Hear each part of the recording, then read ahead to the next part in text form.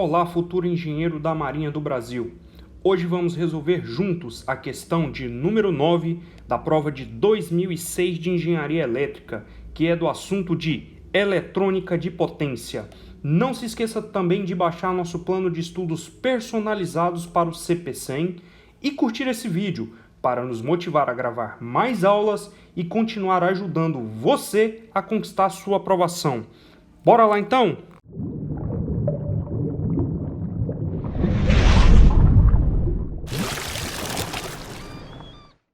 Hoje faremos uma questão muito interessante. Vou colocar ela aqui. A gente começa o módulo de eletrônica de potência. É uma matéria extremamente importante na área de engenharia elétrica para acionamentos de motores, chaves, acionamento de motores, inversores, fontes chaveadas. Todos esses equipamentos, a teoria é vista em eletrônica de potência, tá ok? Eu vou deixar a questão aqui do lado. É uma questão bastante teórica, assim, tem muitos conceitos teóricos. Então, eu recomendo que você pause o vídeo, leia a questão, tente entender todas as informações que foram dadas. Depois você volte aqui, compare seu resultado com o nosso, tá ok? Então, vamos lá para a nossa teoria inicial. As fontes chaveadas, existem várias topologias delas, tá? Mas as três principais que a gente conhece, que a gente mais estuda, é a topologia Buck, a topologia Bust e a topologia Buck-Bust, que foram justamente as três topologias que foram informadas aí no exercício. Qual que é a característica principal da Buck? A tensão de saída é sempre menor que a tensão de entrada. E a Bust? A tensão de saída é sempre maior que a tensão de entrada. E a Buck-Bust, ela tem junta essas duas topologias. Então, a tensão de saída, ela pode ser tanto maior que a de entrada, ou pode ser tanto menor do que a tensão de entrada, a depender do seu ciclo de trabalho. Então, minha tensão V0 aí, ela pode estar em qualquer valor. Maior, menor, enfim. Vai depender de como a gente setou esse ciclo. E como que eu sei, olhando a topologia, existe algum macete para saber qual que é, enfim. A ideia aqui é você entender essa relação. O que é ciclo contínuo e descontínuo? O que seria um ciclo contínuo? Repare que todas essas... Aqui não está muito claro na figura da questão, mas esse elemento aqui, em preto, ele é um dos principais elementos, tá ok? E esse elemento é um indutor. Esse elemento é o responsável por armazenar energia, que vai fazer a fonte chaveada funcionar. Eu tenho aqui a corrente, uma corrente aqui, o circuito no tempo.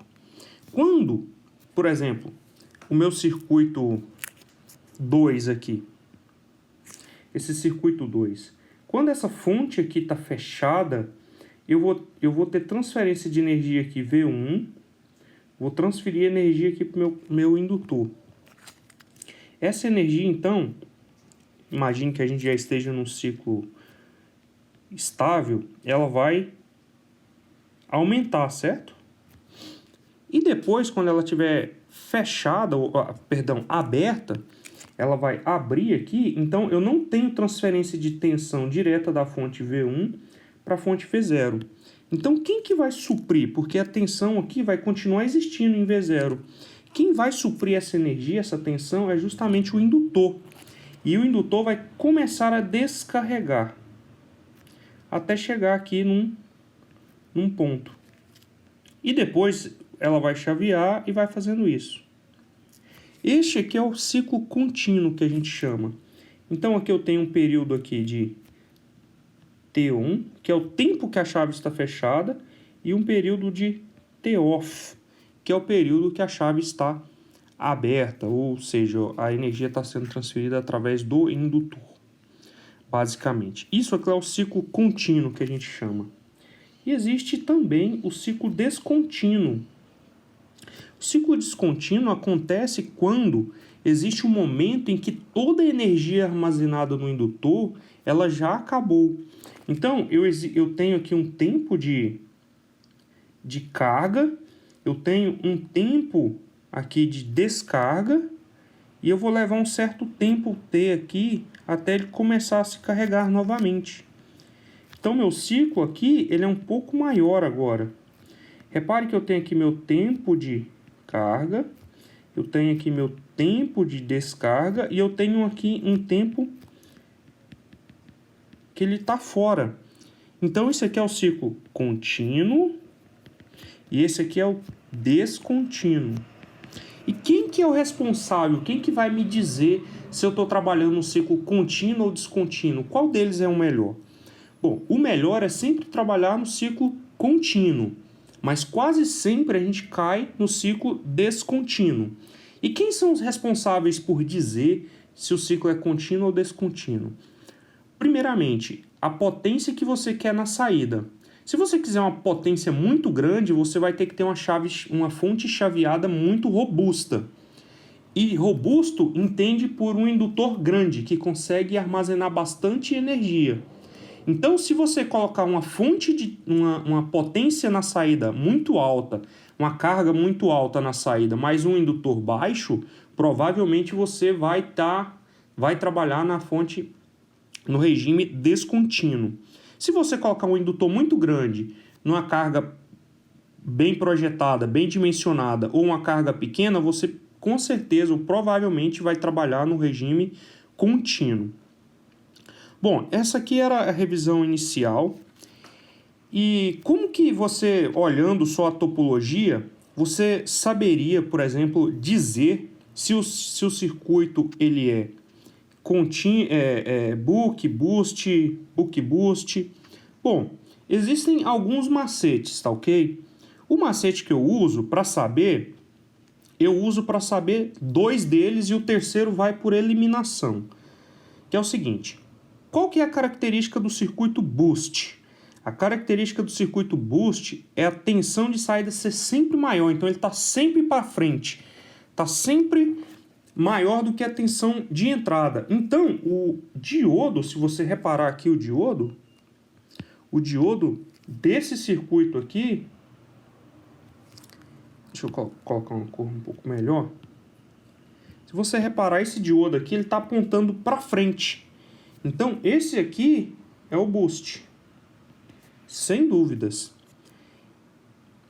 E o buck boost? O buck boost, ele tem essa característica de a tensão da saída ser tanto maior quanto menor. Então ele é muito parecido, só que o diodo está apontando inverso. Então ele está apontando para trás. Então eu tenho certeza que esse aqui é o buck boost. E por eliminação, que é totalmente diferente, o diodo está aqui em paralelo e não em série, é o buck. Essa é uma das formas que eu uso para saber, bater o olho e já saber exatamente qual desses circuitos é. Tá ok? Mas existem outras maneiras, que é o posicionamento dos elementos, por exemplo. Essa questão do posicionamento, por exemplo, repare que aqui no book, o diodo está atrás do indutor. E nos outros casos, o diodo está sempre à frente do indutor. Então essa é uma forma de você identificar que é o book. Mas o ideal, óbvio, é não usar macete. É você decorar e saber exatamente e saber fazer as análises de cada um deles. Então vamos deixar aqui, essa é a parte teórica da questão. Então vamos agora de fato resolver a nossa questão. Vamos lá resolver a letra A. Bom, então repare o seguinte, nessa letra A ele fala que minha tensão de saída ela tem que estar entre 5 e 15 volts. E a tensão de entrada ela foi dada e é 10 volts. Ou seja, eu vou precisar ter uma tensão maior do que a de entrada e também uma tensão menor do que a de entrada. E só existe uma topologia capaz de entregar essa tensão, que é justamente a topologia buck-bust. Então é a topologia buck-bust. E a gente já sabe que quem é essa topologia é o circuito 3. Bom, mas ele pede para fazermos essa análise e admita que ele está no ciclo contínuo. Então existem duas etapas aqui, tá? Para a gente provar, mostrar, demonstrar que o único capaz de fazer isso é o circuito 3. E o que é aqui esse Dutch ciclo que ele fala, né? Esse D? Esse Dutch ciclo, ele é definido como o período em que a chave está fechada sobre o período total. E ele fala também que o meu circuito está operando em continuidade de corrente. Então ele facilitou minha vida aqui. Se a gente lembrar, o que é a continuidade de corrente? A continuidade de corrente é o momento em que a corrente no indutor ela está aumentando e depois ela diminui quando a chave estiver fechada. Depois, imediatamente ao momento que ele descarregou, ele começa a aumentar. Então aqui temos dois momentos bem distintos. Um momento inicial, que é o momento em que o indutor está sendo carregado, e um momento em que o indutor está descarregando. Se eu somar esses dois tempos, T1 mais T-off, eu tenho o meu período. Então, período é T1 mais T-off. Então, esse Dutch cycle que ele fala é a definição de o período que ele vai estar ligado sobre o período total. Então, isto aqui é o período. Tá, mas a gente precisa encontrar uma equação aqui em que a tensão de saída em função desse Dutch cycle, então aqui eu tenho uma função do Dutch cycle, vezes a minha tensão de entrada, que ela vai me dar essa característica inicial aqui, ó, que ela vai poder variar de 5 a 15 volts. Então aqui a gente quer buscar exatamente esta equação aqui, tá? Então vamos fazer aqui a primeira etapa. Primeira etapa, eu vou desenhar um circuito aqui de forma simplificada, tá? Então eu tenho aqui minha tensão de entrada, eu tenho minha chave, eu tenho o indutor e eu tenho aqui meu diodo e aqui minha carga. E por que eu não desenhei os capacitores? Os capacitores aqui, eles não têm função de carga, de armazenar energia. Eles têm função de filtrar os ripples, né? Porque a nossa corrente aqui, ela tá subindo e descendo, né? Tem uma oscilação. Então, os capacitores, eles têm a característica de filtrar os ripples. Quem faz todo o papel aqui é o indutor, a chave e o diodo que faz todo o papel. Bom, a primeira etapa, a chave fechada. Então, essa chave aqui, a chave que nós desenhamos, ela está fechada. Vamos fechar aqui. Bom, o que está acontecendo aqui nesse momento? Neste momento, a chave, a tensão, a tensão aqui no meu indutor, vou chamar ela de VL, ela é igual à tensão inicial. Só que a gente sabe também que a tensão no indutor, ela é dada pelo valor da indutância e a variação de corrente no indutor. Graficamente falando, a gente está nessa seguinte situação aqui. Meu indutor aqui tinha uma pequena carga, e ele partiu de uma corrente mínima e está subindo até chegar num valor máximo aqui, uma corrente máxima. Então a gente está em algum momento aqui nessa curva. Então a gente vai usar simplificações, né? A gente vai usar algumas simplificações aqui. Eu vou simplificar e vou falar que essa derivada, na verdade, é uma variação, é um delta I e um delta T, tá ok? Porque essa curva, na verdade, isso é válido, isso aqui que eu fiz matematicamente é válido se minha curva for uma reta. Na verdade, ela não é uma reta, mas a gente, né, nessa matéria de eletrônica de potência, a gente faz essa aproximação, tá bom?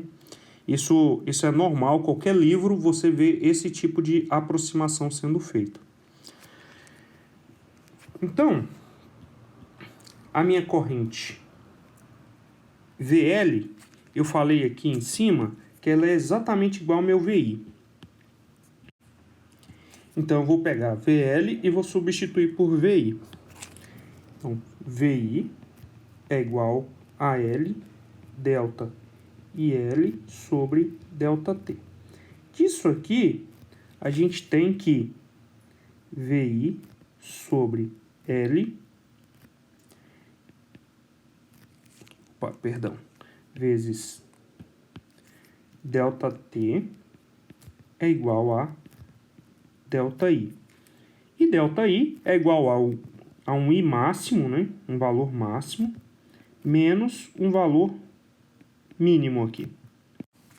Tá, mas se nós lembrarmos, qual que é o valor desse período aqui? Não é o T-on, ou tempo que a chave está ligada?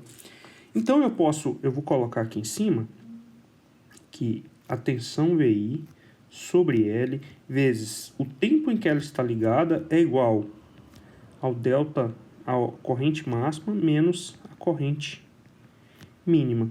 Então a gente tem esta equação aqui. Eu vou separar aqui, que agora a gente passa para a segunda etapa. E nessa segunda etapa, a minha chave, aqui eu tenho VI, então eu tenho aqui minha chave, meu indutor, meu diodo, e aqui eu tenho minha carga.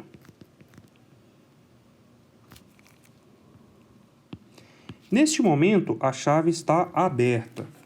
Bom, se minha chave está aberta nesse momento, eu vou ter uma tensão aqui na minha...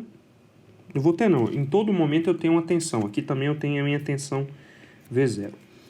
Eu tenho aqui minha tensão V0. Aqui na chave, no momento... No momento aqui em que meu indutor estava sendo carregado, eu estava fornecendo uma corrente para ele, ou seja, ele estava recebendo energia, ele estava armazenando energia. E a gente sabe que uma das características do indutor é a corrente não variar abruptamente. Então, se a corrente estava nesse sentido, no sentido aqui positivo, ela vai continuar nesse sentido. Então, a corrente IL aqui vai continuar.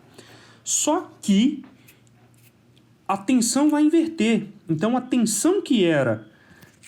Olha, repare só, positivo aqui. Por quê? Porque esse elemento aqui era um elemento passivo, né? Ele estava recebendo energia da fonte. Agora ele vai funcionar como se fosse uma fonte de corrente. Ele vai fornecer corrente, né? Vai fornecer energia lá para a nossa carga.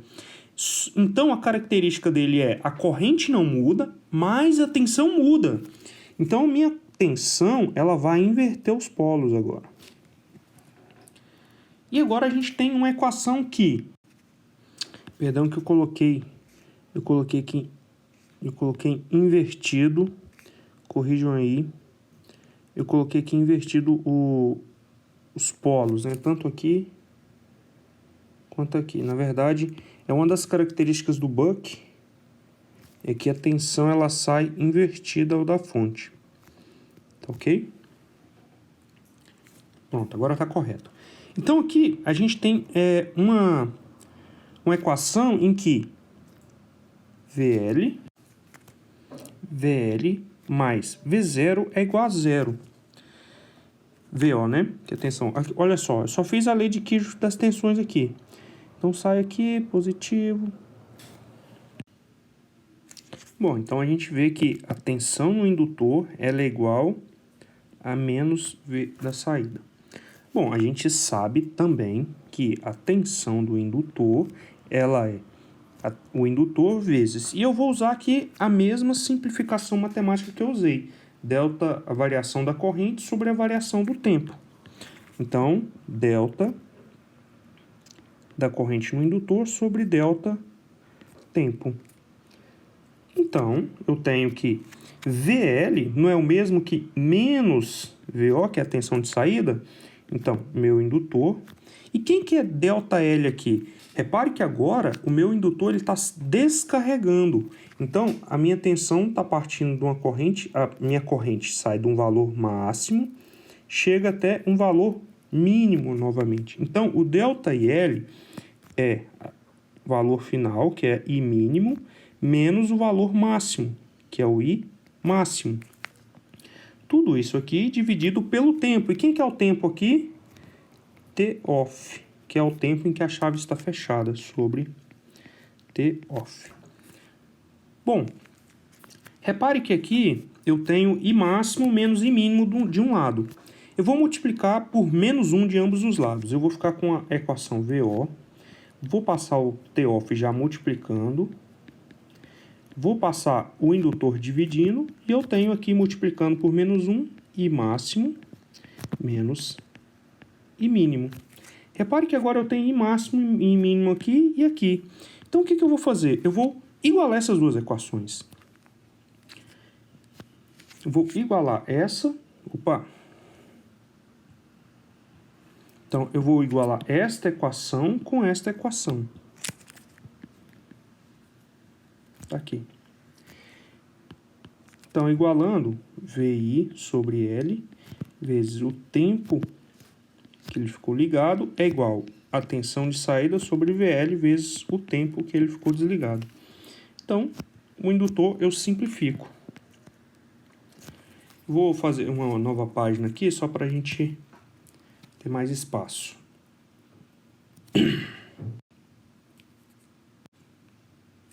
Então, aqui eu chego à conclusão que a minha tensão de saída ela é igual à minha tensão de entrada vezes o tempo em que a chave está ligada sobre o tempo em que a chave está desligada.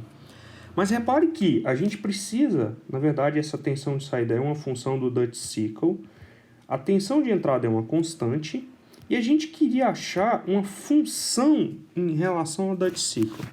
Mas se a gente lembrar, qual que é a definição de Dutch cycle? É o tempo que a chave está ligada sobre o tempo total, ou seja, T1 sobre T1 mais T off. Então, eu vou ter que fazer manipulações algébricas para substituir isso aqui. T1 é igual a T1 mais T off vezes D.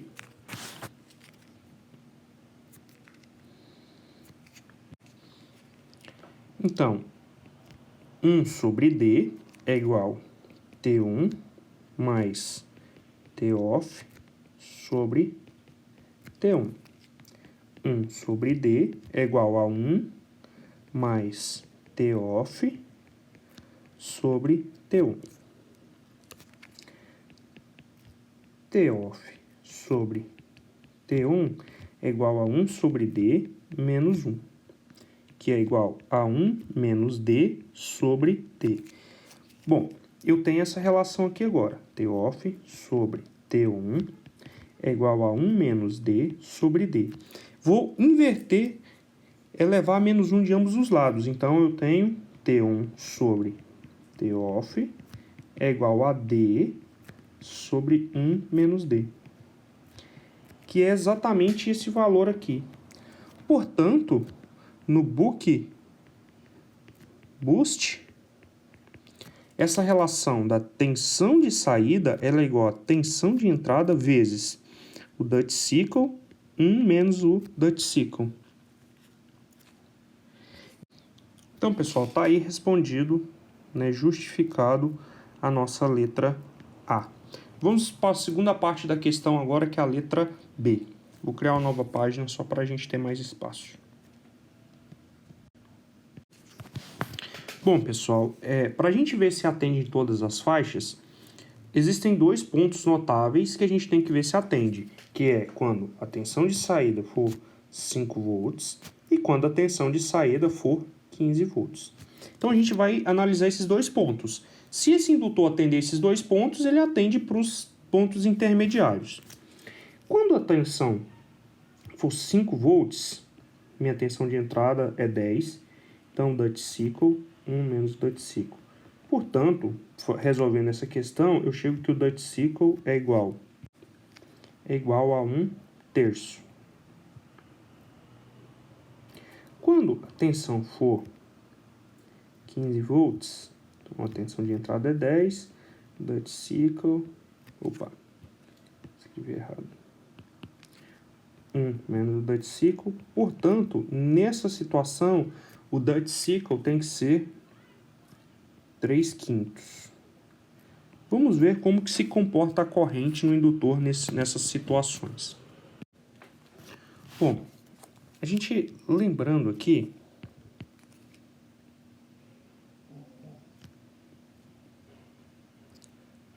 a corrente em modo contínuo vai estar mais ou menos assim, certo? E ela vai ter um valor médio aqui. Vou pôr aqui I médio. Aqui eu tenho um valor mínimo e mínimo. E aqui eu vou ter um valor máximo. Bom, e como que a gente define essa corrente média? Bom, corrente média, ela é definida como a corrente máxima, né, o valor máximo, mais o valor mínimo, corrente mínima, sobre 2.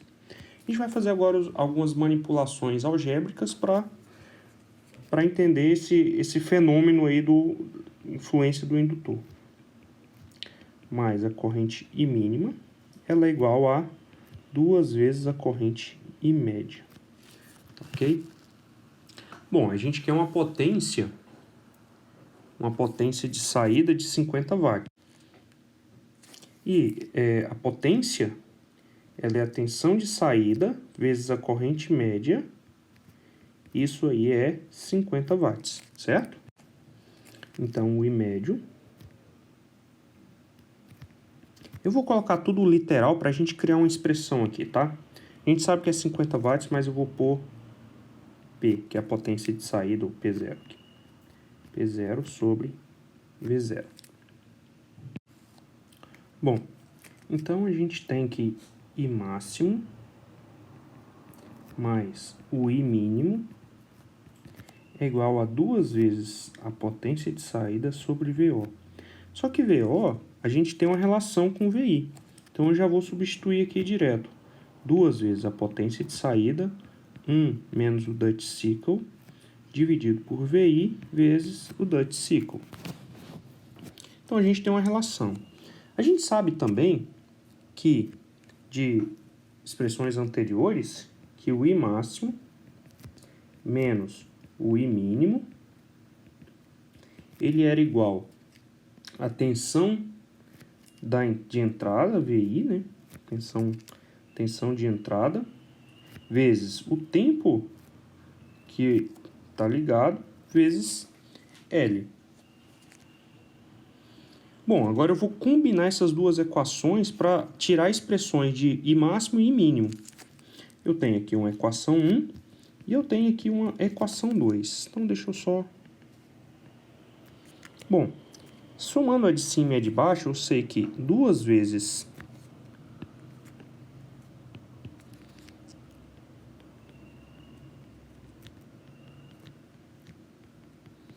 somando a 1 e a 2, eu tenho que 2 vezes a corrente máxima, ela é igual a 2 vezes a potência vezes 1 menos D, VI vezes D, mais VI T1 sobre L.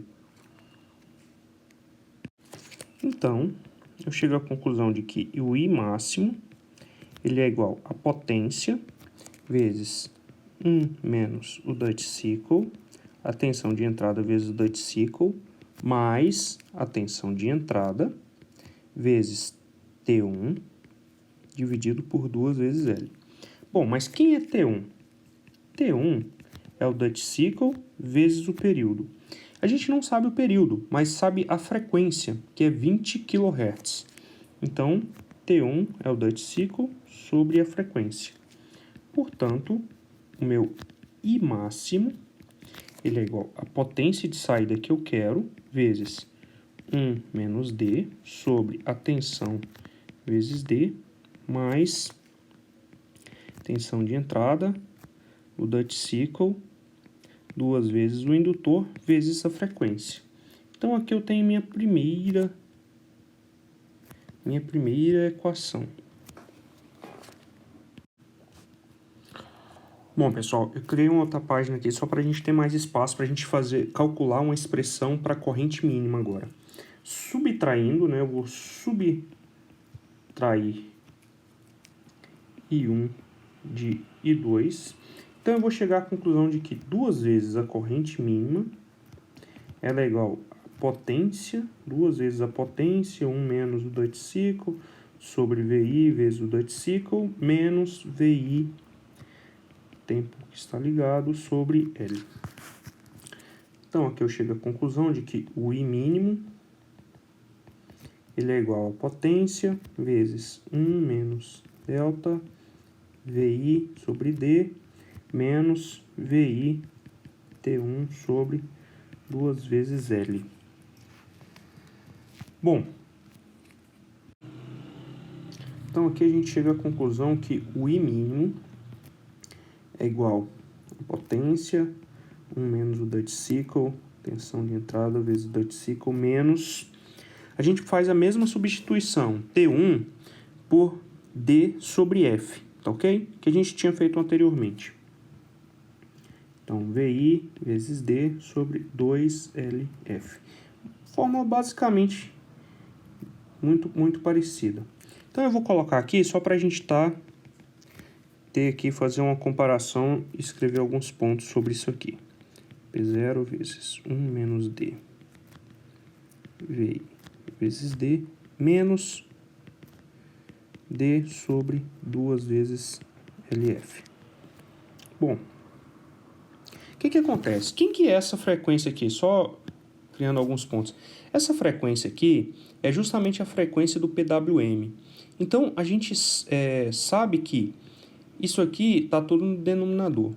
Se eu aumentar muito a frequência, eu posso ter um indutor menor, que isso aqui vai para manter-se, tá? Considere que isso aqui é constante. Então, tudo isso aqui é constante. Então, por isso que quando a gente fala que quanto maior a frequência da fonte chaveada, menor pode ser o indutor. Então, são parâmetros aí. Se eu quiser um indutor muito grande, eu posso ter uma fonte chaveada com a frequência menor.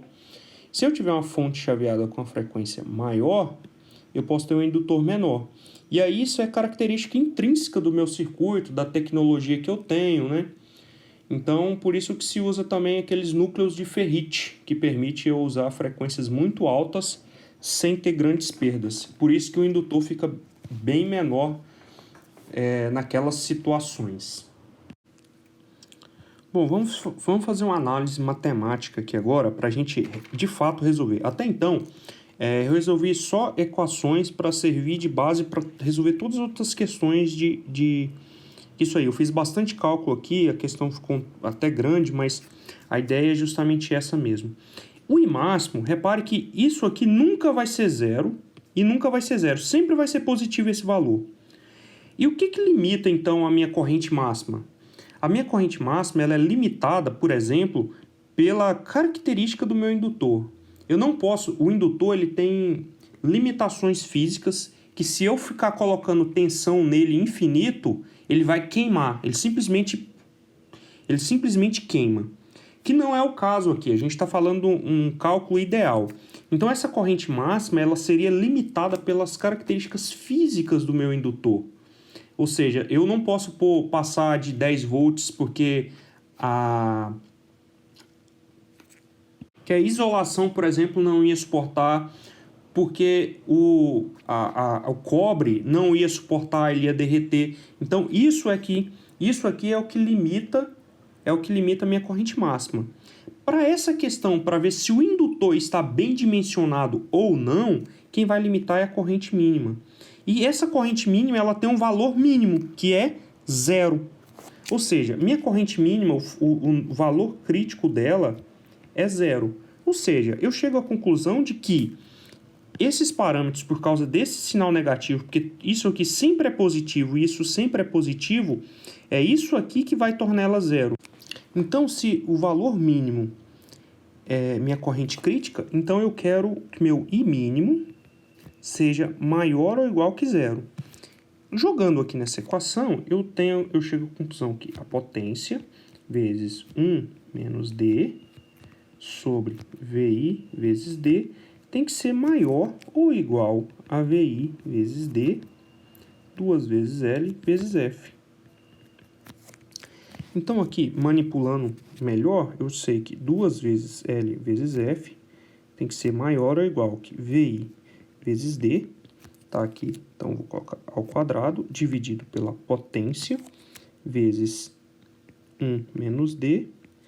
Portanto, eu chego à conclusão de que o meu indutor precisa ser maior ou igual que VI vezes o Dutch cycle ao quadrado, dividido pela potência, vezes 1 menos o Dutch cycle, 2 vezes LF. Repare aqui que eu falei para vocês lá na frente. Se eu aumentar muito a minha frequência, meu indutor pode cair. Só que aqui eu tenho duas situações para analisar. Eu vou criar uma nova página para a gente ter mais espaço, tá bom? Bom, a gente tinha chegado nessas conclusões. Tínhamos deduzido essa fórmula e viu que quando o meu V é 0, meu Dutch cycle tem que ser 1/3. E para o V0 ser 15, meu Dutch cycle tem que ser 2/3. Então eu vou colocar aqui os valores para ver se meu indutor atende. Então, para o Dutch cycle igual a 1/3, meu indutor tem que ser maior ou igual que VI é 10, Dutch cycle 1/3, tudo isso aqui ao quadrado, potência 50 watts, 1 menos 1/3, vezes 2 vezes 20 kHz. Resolvendo essa equação, a gente chega à conclusão que o meu indutor precisa ser maior que 8,33 microhenries. E agora eu vou fazer a mesma coisa para o Dutch cycle de 3/5. Então, meu indutor tem que ser 10 vezes 3/5 ao quadrado, 50, 1 menos 3/5, vezes 2 vezes 10 elevado a mais 3. Portanto, eu chego à conclusão que meu indutor para 15 volts tem que ser 45 microhenries. Bom, repare que o indutor dado do circuito ele é de 50 microhenry. Então, a gente tem a situação seguinte, que para 5 volts tem que ser 8,33 microhenry. Para 15 volts, 45 microhenry. Portanto, atende. O indutor atende. Bom, pessoal, foi uma questão bem extensa, assim, eu tentei cobrir bastante tópicos, bastante coisa, deduzir equações. Recomendo que você volte o vídeo, assista novamente, tente entender todos os passos que eu fiz aqui, é uma questão muito interessante, muito boa. Bom, compare aí sua resposta com a nossa. Espero que tenha ficado claro. Até um próximo vídeo. Tchau.